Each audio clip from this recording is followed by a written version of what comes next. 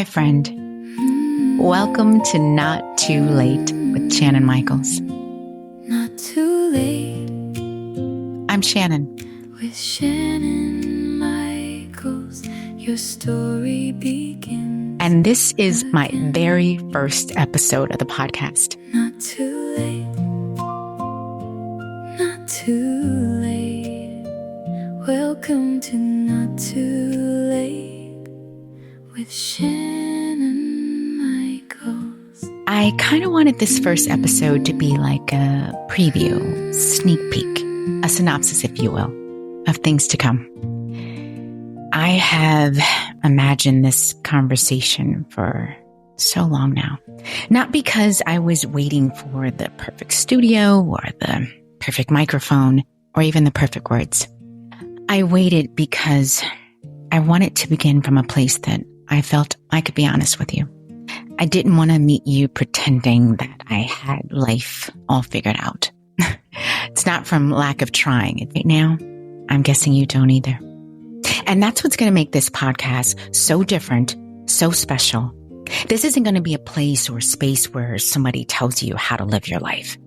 This is going to be a place and a space where we sit down together, share our stories, laugh when life gets ridiculous, cry when our hearts are filled with tears of joy and even sadness sometimes. And that's okay, because you're not alone. I'm here with you. And you're going to have to remind me, and I'm going to have to remind you, and we're going to have to remind each other that there is still so much life left to live. And maybe today you had a good day and you're like, Shannon, I want to talk about that. Or maybe today you are completely worn out and you're like, no, I need to vent. Maybe you're driving in your car right now. You're stuck in traffic. Work was crazy. You got to get home. You got to get the kids ready. You have to cook dinner. You have to get yourself ready for tomorrow because you have to go to work. You got the significant other and you haven't even had one moment to catch your breath. Maybe you're in the doctor's office right now and you're like, Shannon, I got here on time and these people have me waiting. How long are they going to keep me out here waiting? I got things to do. Or maybe you're on a walk right now because your mind just wouldn't slow down. Or maybe you're lying in bed staring at the ceiling and you're thinking to yourself, there has to be more to life than this. If any of these scenarios sound familiar, I'm glad you found me. I'm glad I found you. The title of this podcast is Not Too Late. Those three words came from something I kept hearing from coworkers, friends, just women in general. And wait, I don't want to exclude men because, they're all strong, they're macho, but come on. I'm sure at some point they've had to feel this way too, right? You know the thoughts. I should have gone back to school years ago. And that was me for so long, but eventually I went back. But one day we'll get into that. I missed my chance. I'm too old to start over. I've made too many mistakes. My best years are behind me. Every time I've ever heard those words, it's like something inside of me is like, why do you keep telling yourself that? Why do we say these things to ourselves? Because life doesn't stop handing out opportunities at 40 or 50 or 60. The calendar changes, but our values don't. We're all in this same boat called life together. Take love, for instance. We all need it. We all want it. Okay. I don't know. Sometimes it just depends. If you recently gone through a breakup, you're like, no, I do not want to have love. Just put love. Yeah, love does not live here anymore. They've made so many different songs about it, but no. No, seriously. I had a friend who gave up on love. And once she stopped looking for it, she found it. I've cared for patients who've taught me more about living than any textbook ever could. I've watched people rebuild their lives after divorce, after loss, after illness, after disappointment, and none of them would tell you that the road was easy. But I bet every one of them would tell you the road was worth taking. You know what I've learned? Life rarely follows the plan we made at 20. And sometimes that's heartbreaking. And sometimes it's the greatest gift we never expected. If someone had asked the younger version of me what my life would look like today, I don't think I could have guessed any of it. There were seasons I was filled with confidence. I think these days, sometimes I'm scared of my own shadow. There were seasons filled with more questions than answers. And then there were the moments where getting through just a day felt like a complete and utter chore. I know what it feels like to doubt yourself. I know what anxiety feels like when it's whispering in your ear. It tells you not to start. It tells you people are judging you. It tells you you're not enough. It tells you you're too late.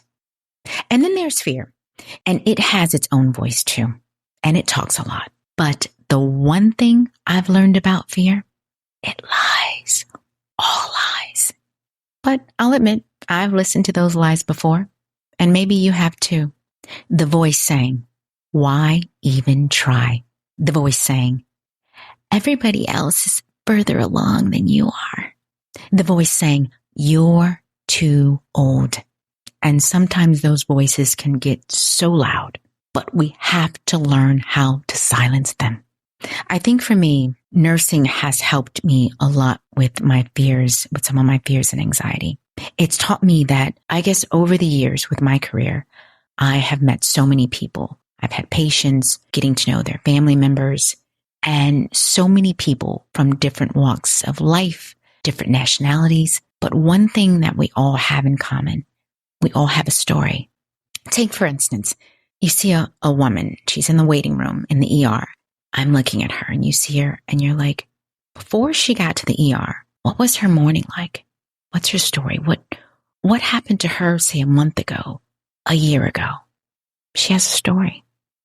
And what about her husband? He's there, he's holding her hand. What's his story? And now the patient, she's being admitted. She has a room. The family's starting to come. You see an aunt coming. You see the uncle coming. You see the cousins, the brother, the sister, and they all have stories. And now the patient that was once in the waiting room, now in this hospital bed, has been given a diagnosis and her story has completely changed. She's trying to smile through the pain. I guess through all of that, I realized you never know what someone's carrying when they walk in the room. And those lessons changed me.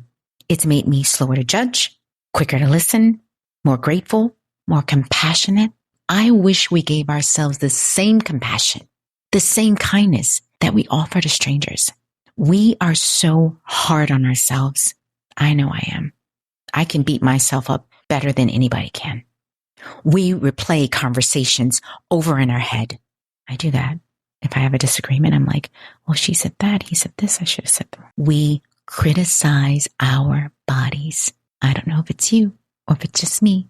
We beat ourselves up for things that we did years ago. We apologize for taking up space. And I'm good at that. I am the best at that. Picture this. I'm in the grocery store. I'm in my aisle and I'm like, excuse me, so sorry, I'm trying to get some soup. And I see myself talking to a stranger, explaining and her cart is nowhere near mine, but I feel the need to explain to the stranger why I'm getting soup down this aisle. We apologize for taking up space. Imagine how different life would be if we talked to ourselves like we encourage our closest friends. You wouldn't tell your best friend, him or her, if they were talking to you or venting to you about life, that their life was getting hard or life is hard, you wouldn't tell them to give up. If your best friend came to you or your friend came to you, you wouldn't tell them that they were too old to have a dream. Although, within reason, guys, once we get to know each other really good, if I ever mention I want to sing, say, absolutely not, Shannon. I sang in the choir when I was 7, and that was a long time ago. Or whenever I see like the Boston Marathon or the New York City Marathon, I'm always like, ooh, I should run. Yeah, don't try running the long marathon. Maybe start with a 5K. So within reason with our friends, No, but seriously, you wouldn't tell your friend to give up. So why do we say these things to ourselves? Why do you tell yourself that? Why do I tell myself that? This podcast is an invitation for you to stop doing that. Not overnight. It's not going to be perfect. It's going to take one small step at a time. And some of our conversations here are going to make you smile, and others are going to hit close to home. We'll talk about getting older without feeling invisible. We'll talk about caring for our bodies because we want to enjoy life, not because we're chasing somebody else's idea of beauty. Mostly, we'll talk about becoming. I love that. Still becoming. Think about that. Not finished, not forgotten, not left behind, still becoming. And for those of you who have a birthday in the coming weeks, the coming months, it isn't something to fear. It's another chapter. And remember, every setback isn't the ending. It's a chance to write a new chapter in your story. Every morning you wake up, life is quietly asking one question. What are you going to do with me today? Maybe today you choose courage. Maybe today you forgive yourself. Maybe today you laugh for the first time in weeks. Maybe today you finally believe your future deserves as much attention as your past. Whatever today looks like, start there. Not where somebody else is, not where you wish you had been. Start where your feet are right now. That's enough. As we spend time together every week, I hope this begins to feel familiar, like walking into your favorite room, like calling someone who always answers, no matter what time it is, like sitting across from the kitchen table with a cup of coffee while the conversation drifts wherever it needs to go. No pretending, not on my part, not on your part, no performances, no pressure to have everything all together. Just the two of us together talking about life. Before I go, I want to leave you with one thought. If you have been waiting for permission to begin again, this is it. Go back to school, take the trip, start exercising, write the book, apply for the job, ask for help. Say yes, say no, protect your peace, choose yourself once in a while. You have spent enough time believing the lie that your story is over. It isn't. As long as you're breathing, there is another page waiting to be written. Thank you for trusting me today. Thank you for letting me spend this time with you because I know how valuable your time is. I have a feeling that we are going to become really, really, really, really good friends. Until next time, take care of yourself. Be patient with yourself. Give yourself grace. Keep growing. Keep believing. Keep becoming. Because no matter what your past looks like, Repeat it soft. It's not too late. Not too late. I'm Shannon Michaels. Have a great week. Welcome to Not Too Late with Shannon Michaels. I'll see you next time.